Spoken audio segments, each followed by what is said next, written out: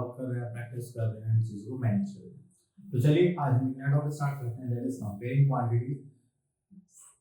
Sorry, अलग अलग यहाँ पे क्वांटिटीज हैं जिसको हम क्या करने वाले, कंपेयर करने वाले, देखने वाले, फिर उनको क्लियर करेंगे एंड उसमें देखेंगे कि हमें क्या क्या चीजें नहीं सीखने के लिए। ठीक है, स्टार्ट करते हैं। चलिए, तो सबसे पहले हमारे पास रेशियोज हैं एंड रेशियोज आप लोगों ने पहले भी करेंगे, जब हम क्वांटिटीज को कंपेयर करते हैं तो उसको हम किसमें लिखते हैं, रेशियोज में। ठीक है, this relation gives you the number of times that one quantity is equal to other. तो यहाँ से हम देख लेते हैं हमारे पास क्या कितने टाइम्स क्वांटिटी। ठीक है, उसके लिए हम ये साइन लगा देते हैं यहाँ पर। Fine, ratio means comparison of two quantities that the end. अब उसके बाद आगे चलते हैं।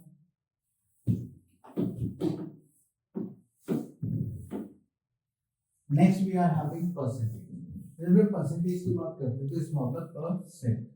ठीक है, जो सेंट होता है ये रिप्रेजेंट करता है 100 को। तो जब भी आप परसेंटेज की बात करते हैं it means you are considering कोई भी चीज आउट ऑफ 100। मान लीजिए जैसे आपके स्कूल में परसेंटेज आती है, देन उसको आप कंसीडर करते हैं किसमें से, 100 में से, कि हमारे मार्क्स देते हैं। ठीक है, तो उसका मतलब परसेंट मींस क्या होता है, 100। The term percent means out of 100। ठीक है, चलिए ओके। तो परसेंटेज में चेंज करने के यहाँ पर दो मेथड्स होते हैं, फ्रैक्शन मेथड। ये देखिए हमें क्या करना है, कुछ भी ऐसे न्यूमरेटर डिनोमिनेटर मल्टीप्लाई करने के नीचे वाला जो डिनोमिनेटर वो किसमें चेंज होता है, ऑटोमेटिकली 100 में होता है। ये होता है हमारा परसेंटेज में और fraction method. And unity method में क्या करते हैं हम लोग, 100 से मल्टीप्लाई कर देते हैं, इससे वो किसमें चेंज होता है, परसेंटेज में चेंज होता है। ठीक है, तो ये दो मेथड्स थे हमारे पास करने के लिए। और आगे तो हम ये देखते हैं, in a bag there are 75 blue balls and 15 black balls. What is the percentage of both the balls the total number of balls? Okay, तो यहाँ पे स्टार्ट करते हैं हम। सबसे पहले नंबर ऑफ बॉल्स, यहाँ पे नंबर ऑफ बॉल्स कौन सी है हमारे पास, नंबर ऑफ ब्लू बॉल्स लिखते हैं पहले। Number of blue balls is 75. Next we are having number of black balls.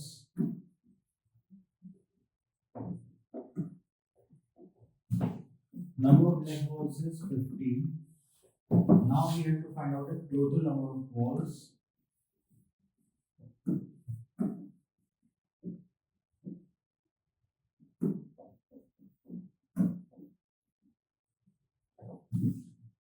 The total number of balls is 75 plus 15 equals to 90.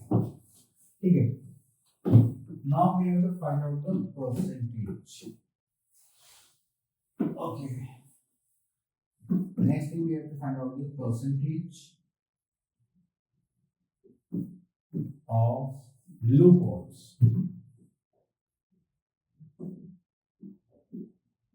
अब ये परसेंटेज कैसे निकालेंगे, तो number of blue balls is 75 upon total number of balls is 90 into 100।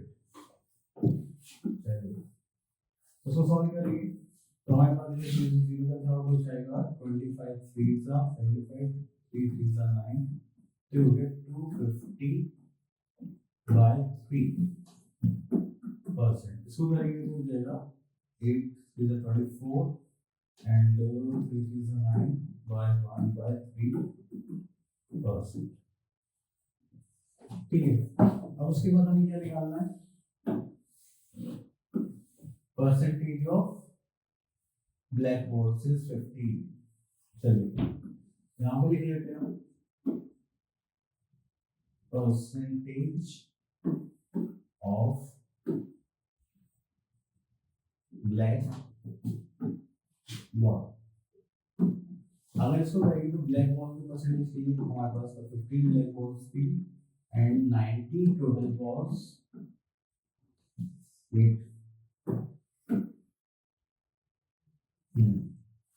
90 total balls हैं, then 15 minus 15, 15 से 90। दूसरे तरीके में आंसर 3 यहाँ पर जाएगा 50। तो ये हो गया हमारे पास 50/3%, और we can say that 1 and 26 is 82/3%. The answer. Clear? चलिए, ये था हमारा सॉल्यूशन। नेक्स्ट देखते हैं यहाँ पर और क्या है हमारे पास। In primary school, there shall be 3 teachers to 60 students. तो 3 टीचर्स होना चाहिए, स्टूडेंट्स की संख्या से 60। तो चलिए यहाँ पर देख लेते हैं आप teachers and students.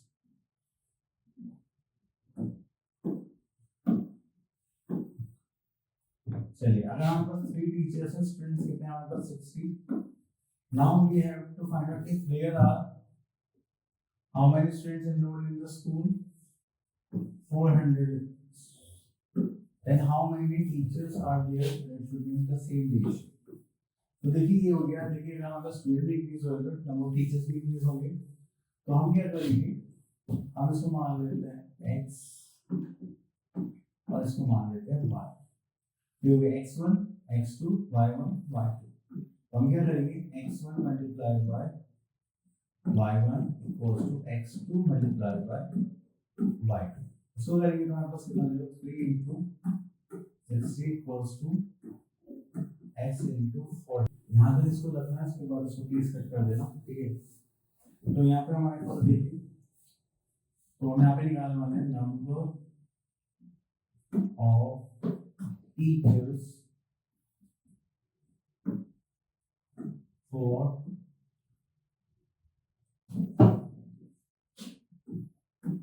60 students. How many teachers are there? 3. ठीक है, चलिए थोड़ा सा इधर कर लेते हैं। Then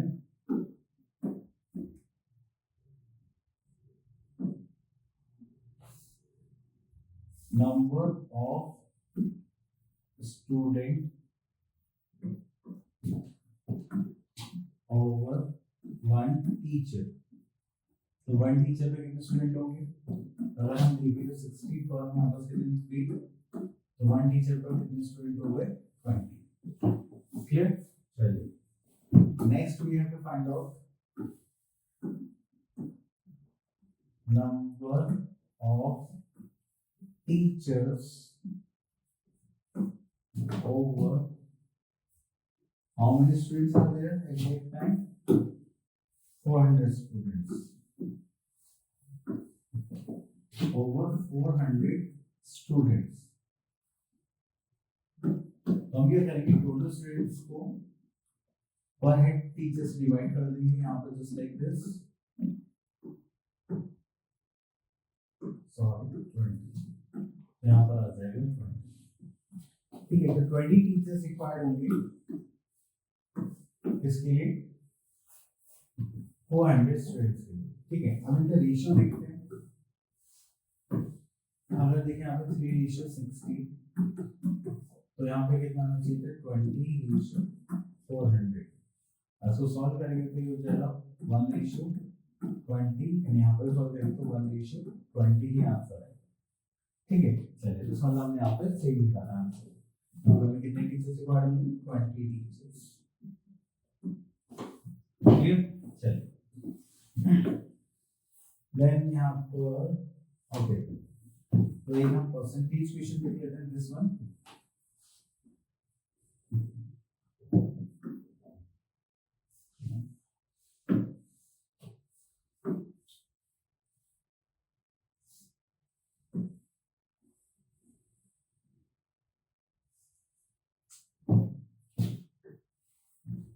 चलिए इसकी जगह हम इसको सॉल्व क्वेश्चन लेते हैं, ये आगे का रहा है।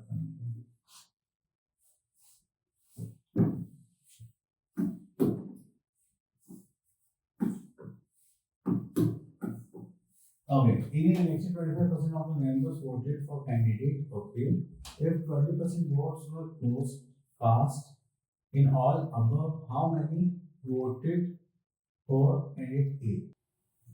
Okay, देखिए यहाँ पर क्वेश्चन में 25% of the members voted for candidate A And if 2000 votes were cast in all, how many votes for every team? तो चलिए सबसे पहले यहाँ पर देखते हैं कि यहाँ पर टोटल नंबर ऑफ वोट्स कितने हैं। यहाँ लिख लेते हैं टोटल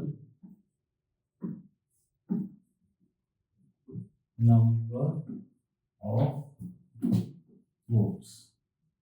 अभी टोटल नंबर ऑफ वोट्स है ये हमारे पास 2000, ठीक है। देन यहाँ पर भी गिवन है परसेंटेज ऑफ वोट्स। जो परसेंटेज ऑफ वोट्स है ये किसको दी गई है? फॉर कैंडिडेट, ठीक है। वो कितना है हमारे पास? That is 25%। क्लियर? तो हमें यहाँ पे नंबर ऑफ वोट्स निकालने हैं, तो चलिए लिखते हैं नंबर ऑफ वोट्स। अब नंबर ऑफ वोट्स निकालने के लिए क्या करेंगे?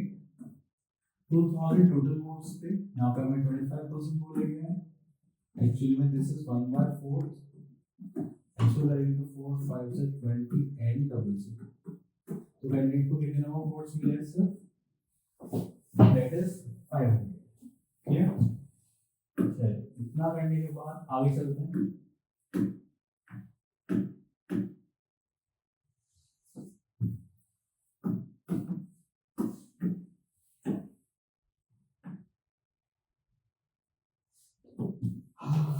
चलिए अब उसके बाद होता है हमारे पास नया topic start, that is discount. देखिए जब भी आप डिस्काउंट की बात करते हैं तो आपने देखा होगा कि हमारे पास प्राइस होता है, देन उसके बाद बोला जाता है 10% ऑफ, 20% ऑफ, ये इतना सेल है, देन उसके बाद आपको कुछ डिस्काउंट मिलता है, ठीक है। चलिए अब सबसे पहले हम यहाँ देखेंगे, यहाँ पे क्या बोलेंगे? यहाँ पे बोलेंगे finding discount. Basically discount is the reduction in the market price increase to the sale time to promote the product। अब हम क्या करते हैं? कोई भी प्रोडक्ट लेते हैं, उसका प्राइस ऑलरेडी हाई कर देते हैं, इसको बोलते हैं मार्केट प्राइस। फिर उसमें कुछ वैल्यू कम करके से हम थोड़ा दिखा देंगे कि हम क्या कर रहे हैं, प्रमोट कर रहे हैं अपने जो भी गुड्स हैं उनको, ठीक है। तो वो होता है हमारा डिस्काउंट। अब देखिए मार्क प्राइस में, उस मार्क प्राइस से हमने क्या करा? सेल प्राइस पर जो भी डिफरेंस लगाया होगा वो क्या हो जाएगा? हमारा डिस्काउंट। अब देखिए सपोज करिए मैंने क्या करा कि शूज मुझे सेल करना है, ठीक है। तो मैंने उसका जो प्राइस रखा हूँ, मैंने उसका प्राइस रखा 10,000 और मेरे पास आप आए, ठीक है। आप मेरे से शूज कितने का है? तो मैंने बोला ये 10,000 है हमारे, पर आपको 7,500 भी मिल जाएगा, ठीक है। तो ये क्या हो गया हमारा मार्क प्राइस। मैं आपको कितने में दे रहा हूँ? वो हमारा selling price that is 7,500 and then उसके बाद हमें कितने डिस्काउंट मिल रहा है? यहाँ पे 2,500 का डिस्काउंट, ठीक है। तो आप लोग क्या करना है? अगर डिस्काउंट फाइंड आउट करना है तो आप क्या करेंगे? Market price minus sales price, discount निकालने के लिए अगर आपको डिस्काउंट परसेंट गिवन है तो market price into discount upon 100 करेंगे। अगर हमें डिस्काउंट परसेंट निकालना है तो we have to write discount upon market price into 100, ठीक है। इंपॉर्टेंट फॉर्मूला है।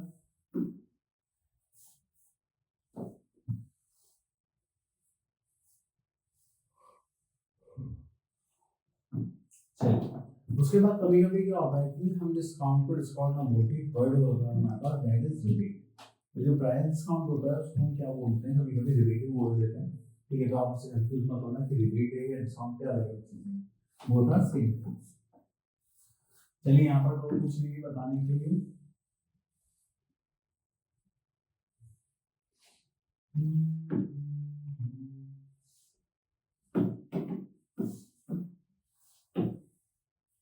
okay, now we are having sales tax and value-added tax in goods and service tax।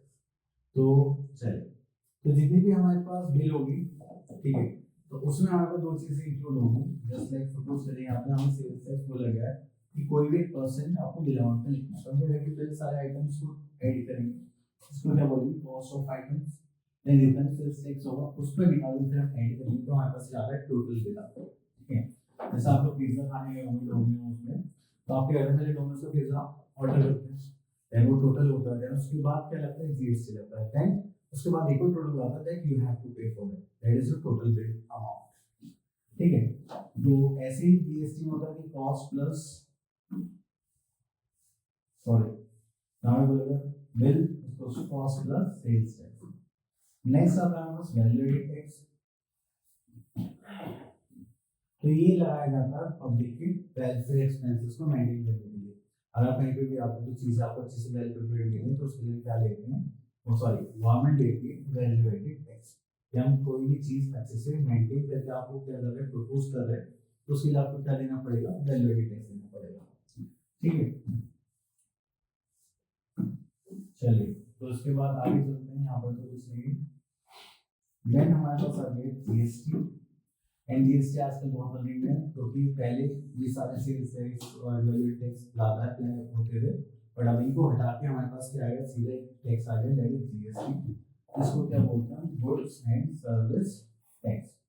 तो जीएसटी कैसे निकालेंगे, original price into GST upon 100। ठीक है, net price क्या होगा हमारे पास, ओरिजिनल प्राइस प्लस जीएसटी। तो कुल मिला के जब भी आपको नेट प्राइस से बिल अमाउंट निकालना तो पहले कॉस्ट निकालेंगे, देन उस कॉस्ट पर टैक्स निकालेंगे, देन उसको ऐड करके अपना total bill amount, total net value निकालेंगे।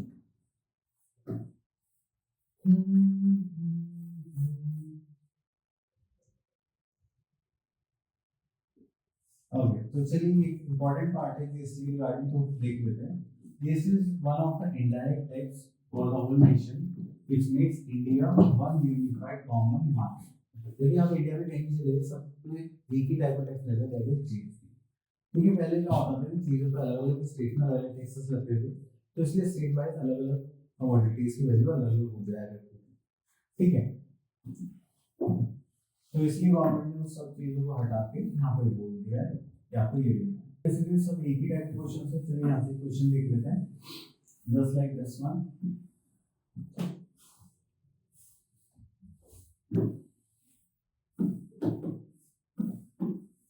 ओके, तो Virat bought an article for this which includes GST of 12%. ठीक है, and what is the price of the article before GST is added? Okay, चलिए तो यहाँ पे हाँ लिख लेते हैं price of article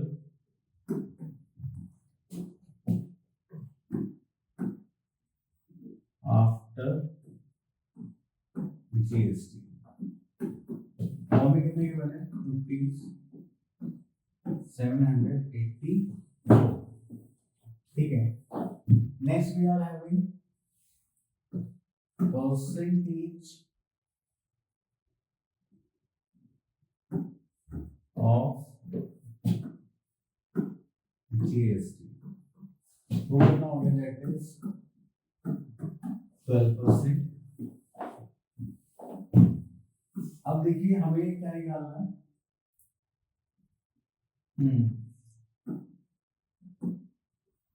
price of article before GST. ठीक है, बिफोर जीएसटी निकालने के लिए हमें यहाँ पर क्या करना पड़ेगा, ये जो भी प्राइस है 74 into 100 अपॉन 100 प्लस रेट। ठीक है, तो चलिए वही करते हैं, 784 into 100 अपॉन 100 प्लस 8 कितना है हमारे पास, दैट इज 100 प्लस 12। इसको करेंगे तो देगा 784 into 100 अपॉन 112। अगर मैं देखूं तो मुझे लग रहा है कि 7 टाइम्स दैट चला जाएगा, 7 to the 14 रहेगा, 8 and 7, यस ये कितना हो गया यहाँ पे 7 टाइम्स, तो करेंगे तो कितना होगा 700। इसका मतलब जीएसटी लगने से पहले उसकी वैल्यू कितनी थी, प्राइस की, सॉरी आर्टिकल का प्राइस था, दैट इज 700। ठीक है, चलिए आई होप आपको क्लियर हो गया होगा। तो सारे इसी टाइप के क्वेश्चन से आप लोग इसको आराम से कर सकते हैं। चलिए एक क्वेश्चन और देख लेते हैं, इससे थोड़ा सा कॉन्सेप्ट और क्लियर होते हैं।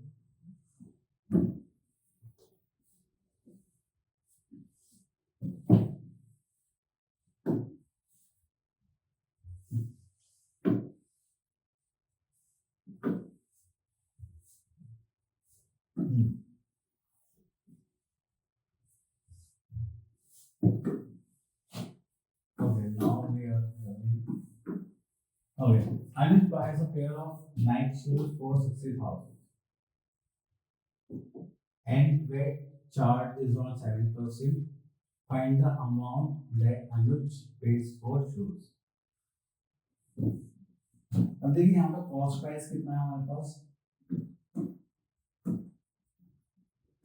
that is cost price of shoes,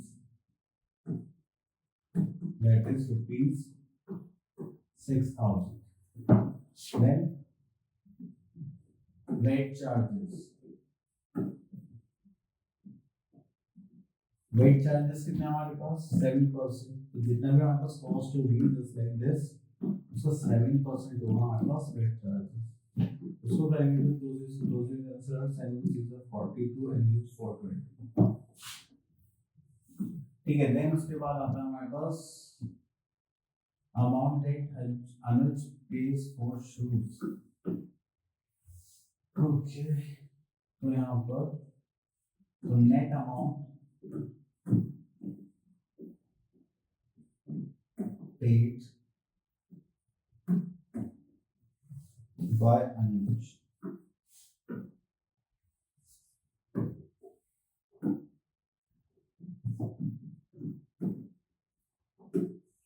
ठीक है. अब ये जो कितना हो गया देखिए, कॉस्ट प्राइस प्लस वेट, अगर इन दोनों को ऐड करेंगे तो हमारे पास रहेगा 6,000 प्लस 420 करेंगे तो हो जाएगा 6,420.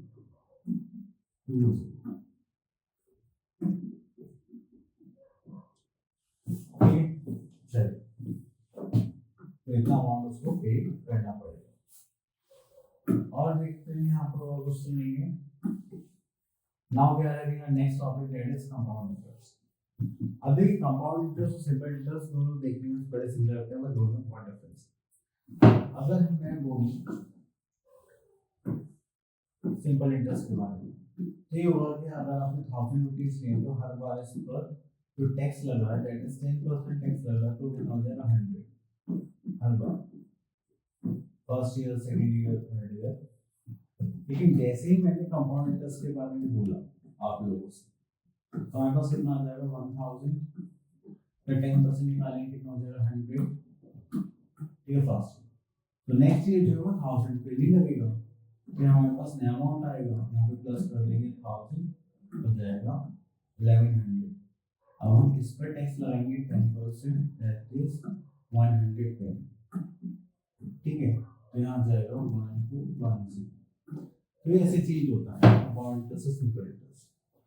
यहाँ पर सेम अमाउंट रहता है बट कंपाउंड इंटरेस्ट में जो हमारा प्रिंसिपल होगा उसमें इंटरेस्ट रेट भी लगता है. चलिए आगे चलते हैं.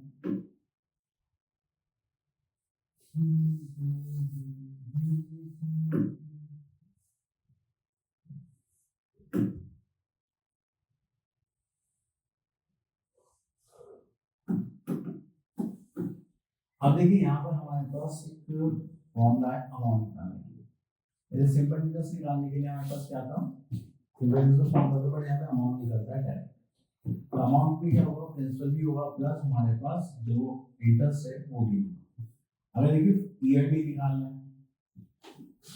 तो हम क्या फॉर्मूला लगाएंगे, प्रिंसिपल प्लस 1 ब्रैकेट वेट. तो क्लियरली कर देते हैं. हाँ, अगर देखिए मैं अमाउंट निकालना था फॉर्मूला यूज करेंगे principal bracket 1 plus r upon 100 with the simple interest. Clear. चलिए इतना करने के बाद अगर हमें फर्स्ट 2 इयर्स का निकालना है तो हम क्या फॉर्मूला यूज करेंगे,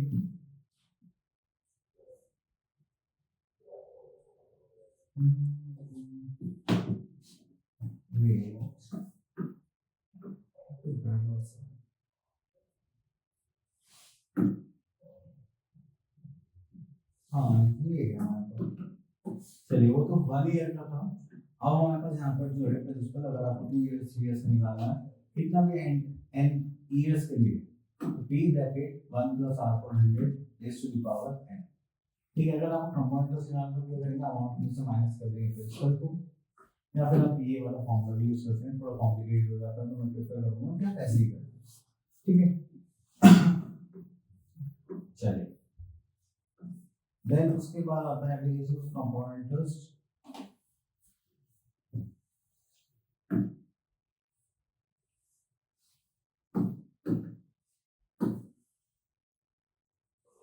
सॉरी,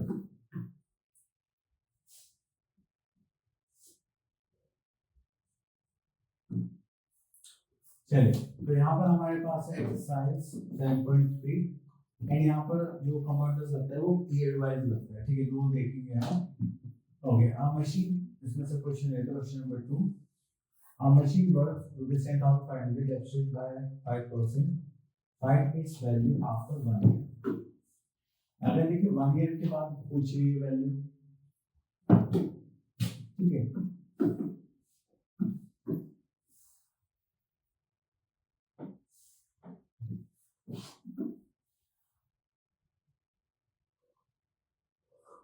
ओके, तो अगर हमारे पास, हमें यहाँ पे निकालना है वैल्यू आफ्टर 1 ईयर, ठीक है, तो उसके लिए हम क्या करेंगे, जो भी आपको वर्थ थी that is 10,500 into 1 minus rate कितना है हमारे पास, दैट इज 5% अपॉन 100, तो इसी 1 ईयर की तो यहाँ पे पावर 1 ईयर है, ठीक है। अब इसको सॉल्व करेंगे, हमारे पास अगर 10,500 इनटू 95 बाय 100, जो इसका एलसीएम लेके सॉल्व आउट कर लेंगे, एंड 2 0 से 2 0 कैंसिल आउट, यहाँ पे मल्टीप्लाई कर लेते हैं 105 इनटू 95, 005 5 25, 5 1 5, 9 5 45, this is 4, 9 1 9, 5 6 9 4, तो ये हो गया 4 9 6 5, ठीक है, ये हो गया 4 9 6 5, क्लियर। चलिए तो उसकी वेट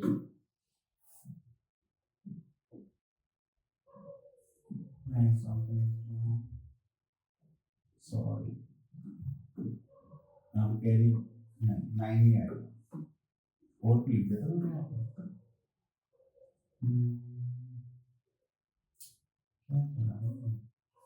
वेट,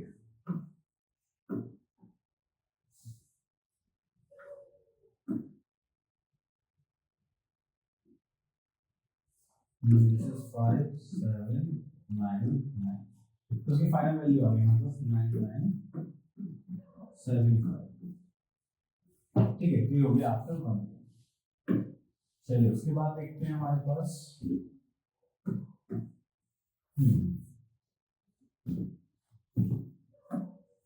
चलिए यहाँ से क्वेश्चन नंबर 6 ले लेते हैं, जिससे कंपाउंड को थोड़ा सा कॉन्सेप्ट और क्लियर हो जाए।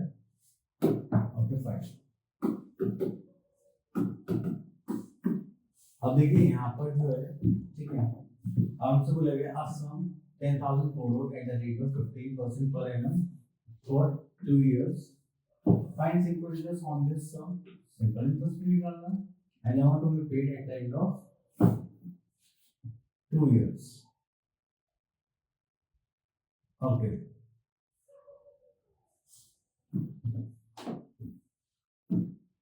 तो देखिए सिंपल इंटरेस्ट निकालने के लिए पहले इसमें लिख लेते हैं जो हमें यहाँ पर गिवन है,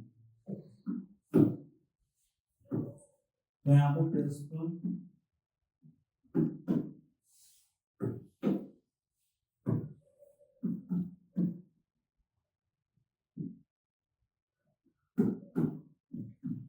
यहाँ पर जो प्रिंसिपल अमाउंट है हमारे पास that is rupees 10,000, then we are having rate of interest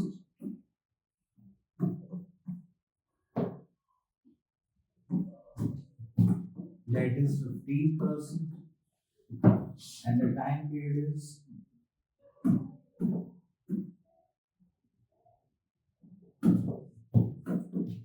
2 years, ठीक है। चलिए तो अब यहाँ पर क्या निकालना, सिंपल इंटरेस्ट,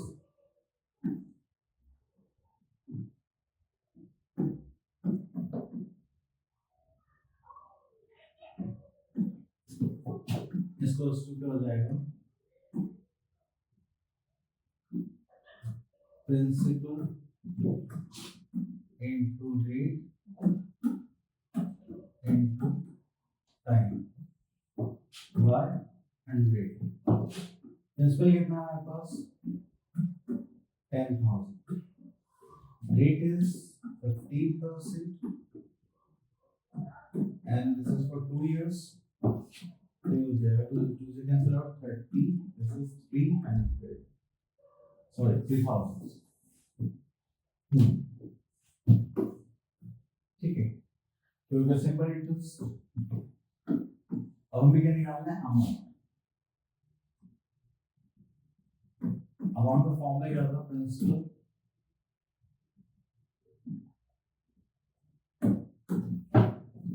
प्लस इंटरेस्ट.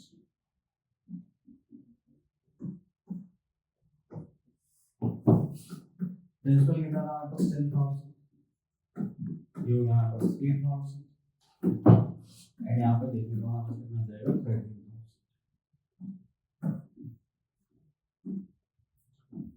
ठीक है. तो 13,000 हो गया हमारा अमाउंट. ठीक.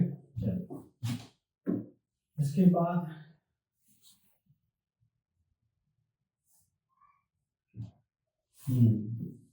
चलिए क्वेश्चन और ले लेंगे कंपाउंडेड इंटरेस्ट का.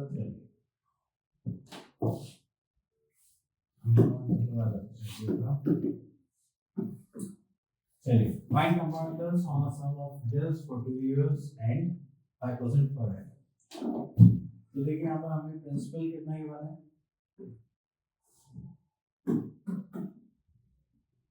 principal amount that is 8,000. Then we are having time is 2 years and rate equals to 5% per annum. तो सबसे पहले हमें यहाँ पे क्या निकालना पड़ेगा अमाउंट. अमाउंट का फॉर्मूला है principal bracket 1 plus rate upon 100 to the power is to the power n. And देखिए यहाँ पे हमारे पास प्रिंसिपल कितना है that is 8,000. 1 plus rate कितना हमारे पास 5% and this to the power n that is 2. तो इसको सॉल्व करते हैं यहाँ पर. This will become 8,000 into LCM लेके सॉल्व करेंगे तो ये हो जाएगा 105 by 100 is to the power 2. So solve करेंगे तो हमारे पास कितना आ जाएगा 8,000 that is 105 by 100 into 105 by 100. अब आप इसको सॉल्व करने. ठीक है. तो सॉल्व करने के लिए तो 2 जैसे कैसे आउट कर सकते हैं and एक जीरो से और कैसे आउट हो जाएगा. तो दूसरे करेंगे तो जरा 4 दूसरे करेंगे तो जरा 5 5 से इसको करेंगे तो जरा 21. ठीक है. तो अब देखिए थोड़ी कैलकुलेशन पार्ट आ गया यहाँ पर. अगर देखिए तो 4 into 105 into 21. चलिए ये हो जाएगा 84 and this is 105. मल्टीप्लाई कर लेते हैं 5 4 20 and this is 4 0 and 8 5 40 and 8. तो 2 2 8 8. तो देखिए हमारे पास यहाँ पर आ गया 8,822. चलिए इसको हटा देते हैं. बट इसमें हमें क्या निकालना था कंपाउंड इंटरेस्ट. तो ये तो हमारे पास क्या निकल गया अमाउंट अकॉर्डिंग टू फॉर्मूला. अब हमें क्या निकालना है कंपाउंड. तो कंपाउंड इंटरेस्ट निकालने के लिए फॉर्मूला क्या होता है हमारे पास अमाउंट माइनस प्रिंसिपल. ठीक है. तो अमाउंट हमारे पास कितना है 8,822 एंड प्रिंसिपल इज 8,000. इसको करेंगे तो कितना है 8,822 इज द कंपाउंड इंटरेस्ट. ठीक. आई होप आपको क्लियर हो गया होगा. तो इस टाइप का बहुत सारे क्वेश्चंस करने चलिए तो उसमें सारे हो गए, आगे चलते हैं। ये टॉपिक फिनिश।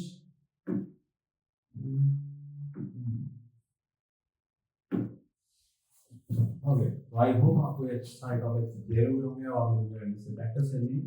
मिलते हैं नेक्स्ट वीडियो में, तब तक के लिए ऑल द बेस्ट।